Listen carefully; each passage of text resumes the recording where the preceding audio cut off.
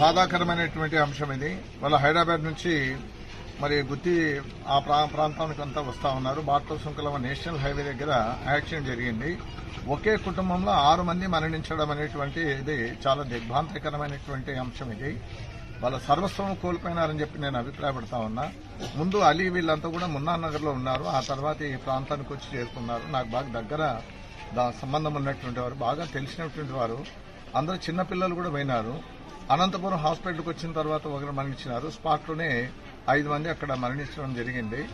నిజంగా ఏ విధంగా ఆదుకోవాలో అనేటువంటిది కూడా అర్థం కావడం వల్ల ప్రభుత్వం కూడా ఇట్లాంటి విషయాలపైన వారంతకు వారే ప్రభుత్వమే ఆలోచించాలి. ఇట్లాంటి ఘటనలపైన అందరూ వెళ్ళిపోయారు. ఒక భార్య మిగిలిపోయారు. తర్వాత ఇంకో మహమ్మద్ గౌస్ అనే డ్రైవరు బయటపడ్డాడు.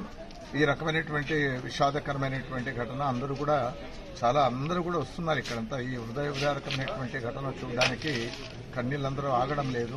మరి పరిస్థితి అంతా కూడా చాలా భయంకరమైనటువంటి పరిస్థితి కనబడతా ఉంది.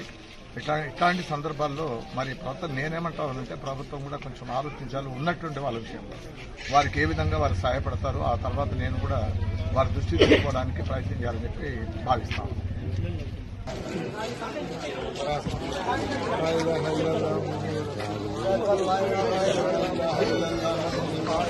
हल्का आगे आ जाओ, आगे आओ।